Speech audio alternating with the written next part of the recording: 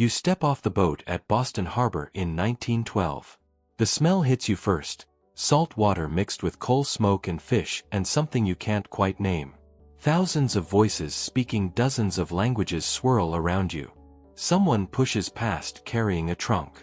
A child is crying. Your whole life is in the bag you're carrying. Welcome to Boston. Your new home. Your America. Let me take you back to Boston in the 1910s. Not the Boston you might imagine from history books. Not the Boston of the Tea Party or Paul Revere or any of that old revolutionary stuff. This is a different kind of revolution. A quieter one. A revolution of people. Boston in the 1910s is being completely transformed by immigration. Waves and waves of people arriving from all over the world, bringing their languages, their foods, their traditions, their dreams. They're remaking the city, block by block, neighborhood by neighborhood. Irish, Italians, Jews from Eastern Europe, Portuguese, Greeks, Poles, Lithuanians, Syrians. They're all here, all crammed into tight neighborhoods, all trying to make a new life in America. And the city is changing right along with them. New buildings going up. New businesses opening. New sounds, new smells, new everything. This isn't a story about famous people or big events. It's about ordinary people trying to build extraordinary lives in a city that's growing and changing faster than anyone can keep up with. So let me show you what it was really like. Let me walk you through the streets of 1910s Boston and introduce you to the people who made it what it was. Come on. Let's go. Picture yourself on that immigrant ship pulling into Boston Harbor. You've been traveling for weeks, maybe months. First the journey to the port in the old country, wherever home was. Then the voyage across the Atlantic. If you're lucky, you have a cabin. More likely, you're in steerage, crammed in with hundreds of others below deck. The crossing is rough. People get sick.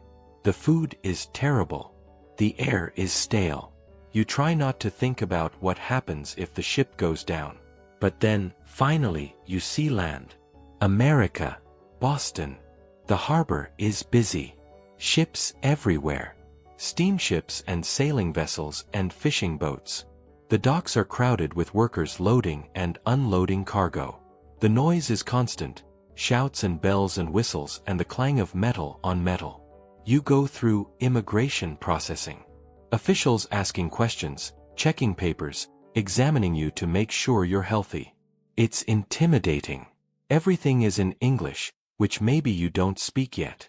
You're exhausted and scared and excited all at once. And then you're through. You're in. You step onto American soil for the first time. Now what? If you're lucky, you have family already here.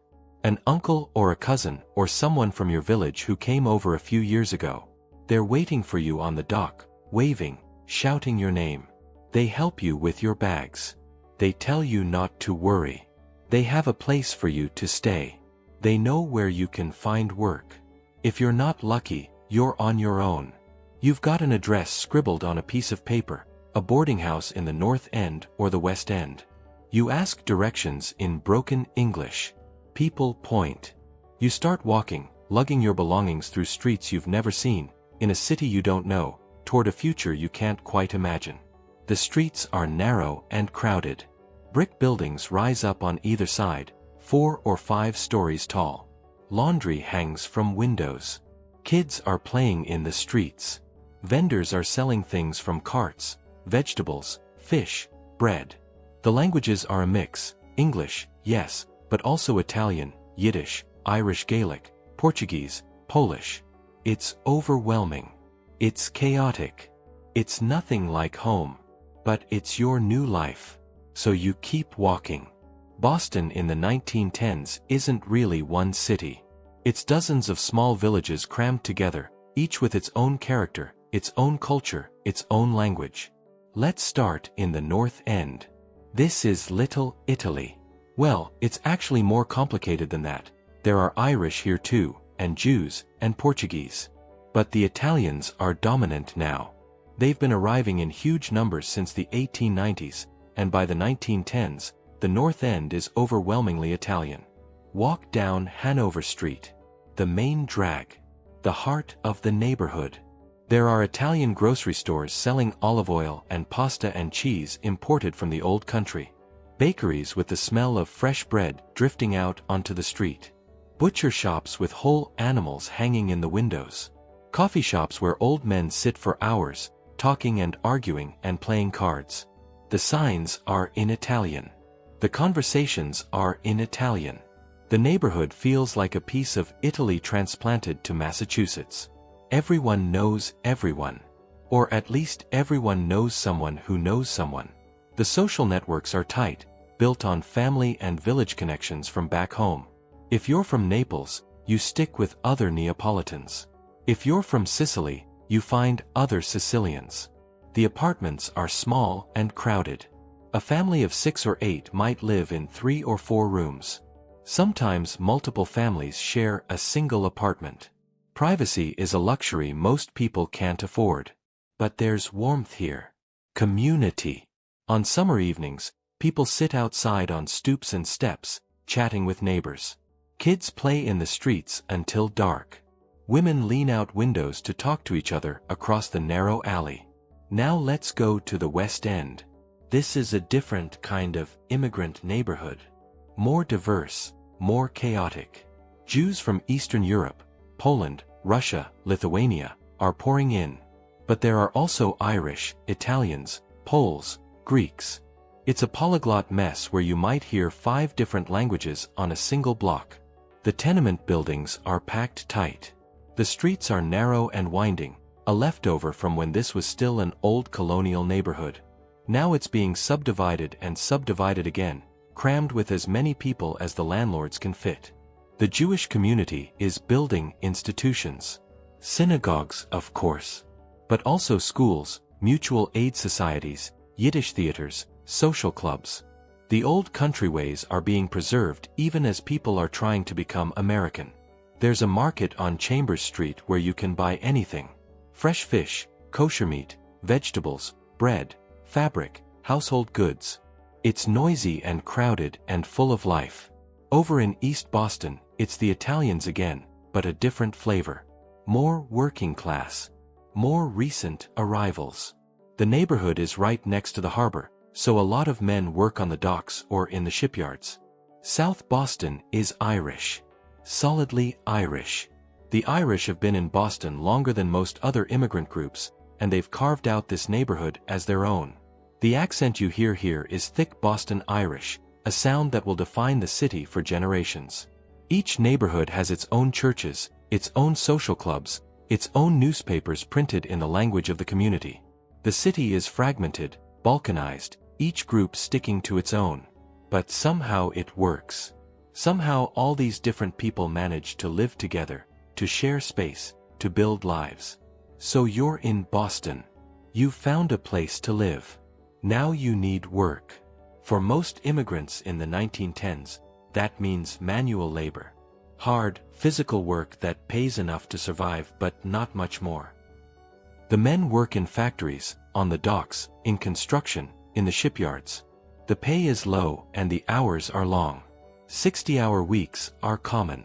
Some jobs are even longer. Let's say you get a job in a factory. Maybe you're making shoes. Boston is a major center of shoe manufacturing. Or textiles. Or machinery. You show up at 6 a.m. The factory floor is loud, hot in summer, freezing in winter. The machines are dangerous. People lose fingers, hands, sometimes worse. There's no safety equipment, no regulations to speak of. You're just expected to be careful. You work until 6 p.m., sometimes later. One break for lunch, maybe 15 minutes. You eat whatever you brought from home, sitting on the factory floor or outside if the weather's decent. The work is repetitive. Same motions over and over, hour after hour, day after day. Your hands get calloused. Your back aches. You're exhausted all the time. But it's a paycheck.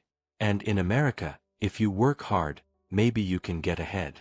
Maybe you can save enough to bring more family over from the old country. Maybe your kids can go to school, learn English, have opportunities you never had. Women work too, though their options are more limited. Many work in textile factories or in the garment industry, sewing in cramped workshops. The pay is even lower than what men make.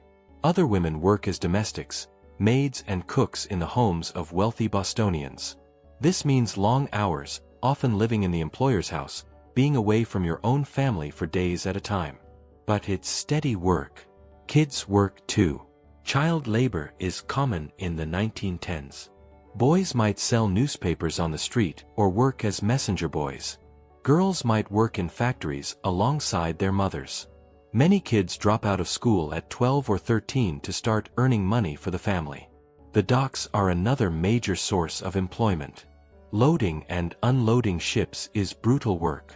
Heavy cargo, long hours, exposure to all weather.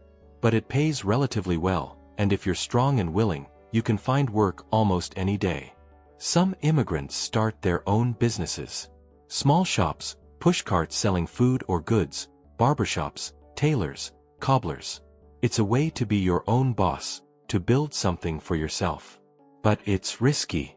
Most small businesses fail. You're competing with everyone else trying to do the same thing. Still, success stories exist. The guy who started with a pushcart and now has a storefront.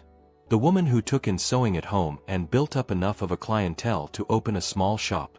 These stories give people hope, keep them working, keep them dreaming. What's it actually like to live in Boston in the 1910s if you're an immigrant? Let's walk through a typical day. You wake up early.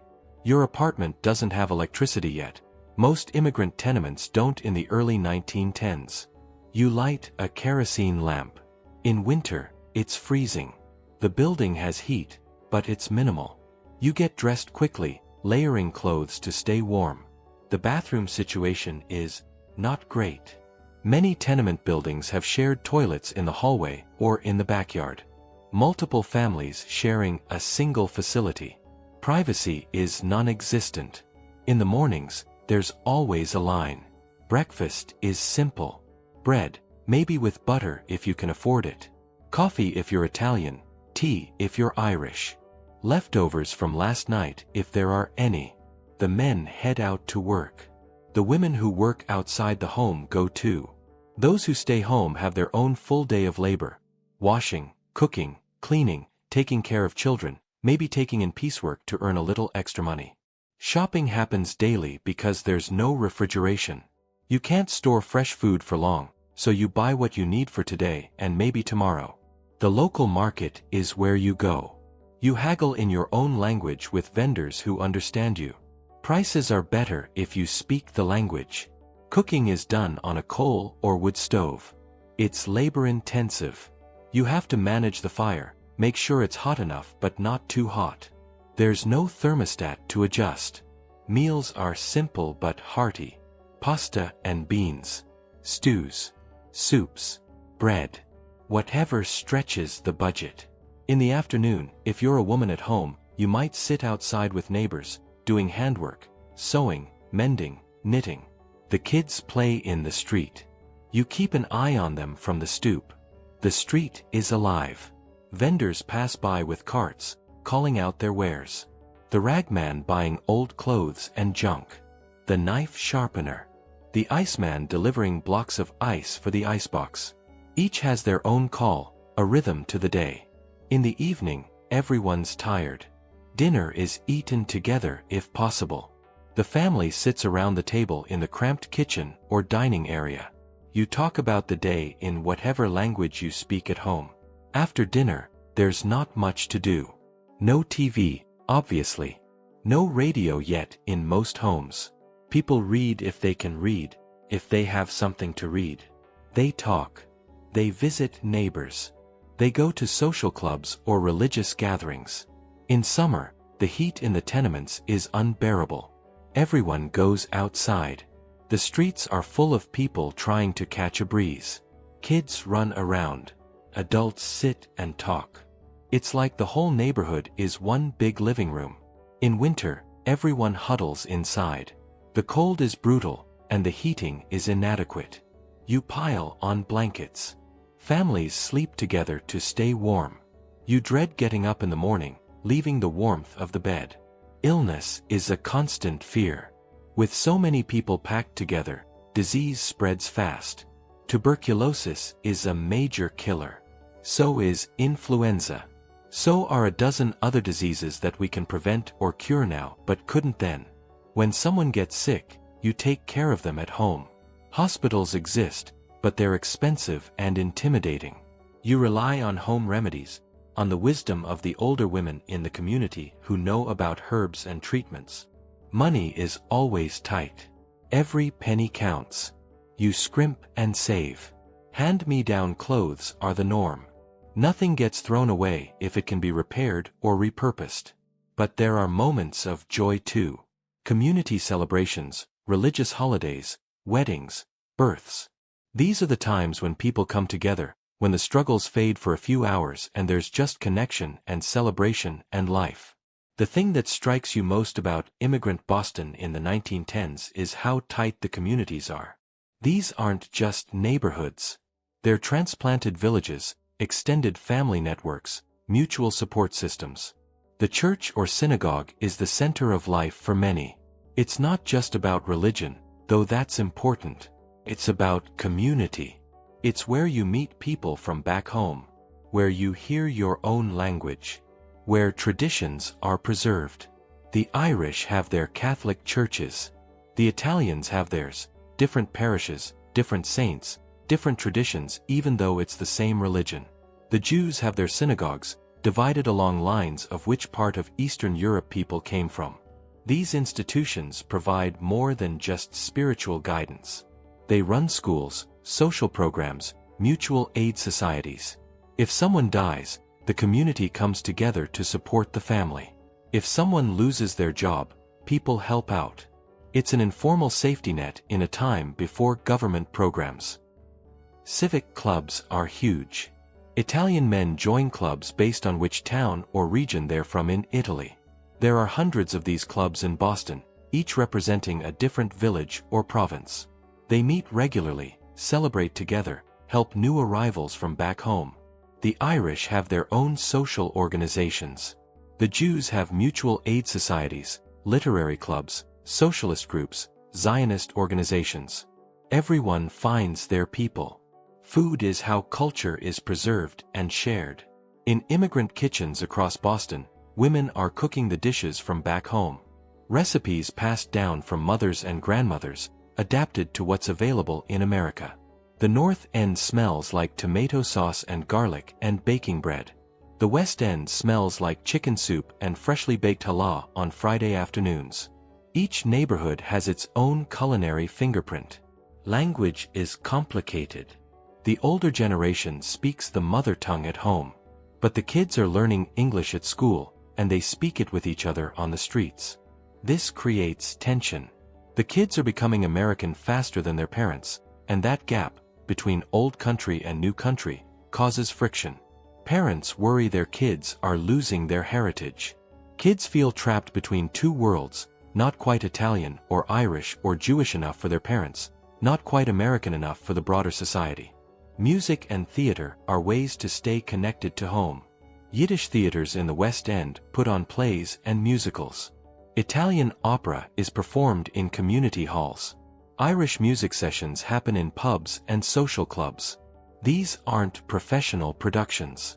They're community efforts, people doing it for love of the art and the connection to tradition. The newspapers are important too. Every immigrant group has newspapers printed in their language. They keep people informed about news from the old country, about what's happening in the community, about practical matters like where to find work or housing. The children are where you really see the transformation happening. These kids are growing up between two worlds. At home, they speak Italian or Yiddish or Polish or Irish Gaelic. They eat traditional food. They observe old country customs. Their parents tell them stories about the village they came from, even though the kids have never been there and never will. But outside the home, they're American kids. They speak English with their friends. They play American games. Baseball is huge. They go to American public schools where they learn American history and sing American songs. School is mandatory, at least in theory. The reality is more complicated. Many kids drop out early to work. But more and more families are keeping their kids in school longer, seeing education as the path to a better life. The schools in immigrant neighborhoods are crowded and underfunded. 50 or 60 kids in a classroom. Hand-me-down textbooks. Teachers who are often overwhelmed. But they're teaching reading, writing, arithmetic. They're teaching English. They're Americanizing these kids, whether the parents want it or not. For the children who stay in school, who graduate, who maybe even go to high school, these kids have opportunities their parents never dreamed of. They can become clerks, teachers, small business owners. They can move up, move out, move into the middle class. The kids are bridges. They translate for their parents who don't speak English. They help navigate American bureaucracy. They explain how things work in this new country. But they're also caught in the middle. They see their parents working themselves to death. They see the poverty, the struggle, the sacrifice. And they want something different. Some reject the old ways entirely. They change their names to sound more American. They move out of the immigrant neighborhoods as soon as they can. They marry outside the ethnic group. They become fully American, leaving the old country behind. Others try to balance both worlds. They maintain connections to their heritage while also embracing American life. They become hyphenated Americans, Italian American, Irish American, Jewish American. It's the children who will ultimately decide what stays and what goes, which traditions survive and which fade away. Boston in the 1910s is a city in flux. Everything is changing, faster than anyone can keep up with. The skyline is changing. New buildings going up. The old wooden structures being replaced with brick and stone.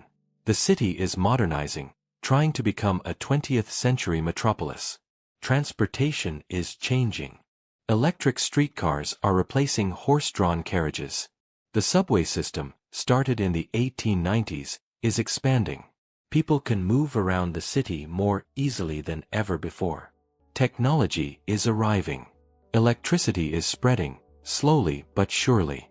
Telephones are becoming more common, though they're still a luxury for most immigrant families. Indoor plumbing is gradually replacing outhouses and shared facilities. The economy is booming. Factories are expanding. New businesses are opening. There's work for anyone willing to do it, even if the pay is low and the conditions are harsh. But with all this change comes friction. The old Yankee elite, the descendants of the Puritans who founded Boston, are watching their city transform. The Boston they knew is disappearing, being replaced by something new and foreign. There's tension, resentment. The newcomers are taking over. The neighborhoods are changing. The languages are changing. The culture is changing. But there's no stopping it. The immigrants keep coming. The city keeps growing. The transformation is irreversible. And in the midst of all this chaos, people are just living their lives. Working, raising families, building communities, dreaming of a better future. The Boston of the 1910s is laying the groundwork for the Boston we know today. So there you have it. Boston in the 1910s. A city of immigrants and transformation. It was hard. The work was brutal. The living conditions were rough. The struggle was real. But it was also vibrant. Full of life and culture and hope. People making the best of what they had, supporting each other, building something new. The Boston of the 1910s doesn't exist anymore. Those neighborhoods have changed, those buildings have been torn down, those people are long gone. But their legacy remains. They came with nothing but hope and determination. And they built a city. Thanks for taking this journey with me. For seeing Boston through the eyes of the people who made it what it was. Until next time.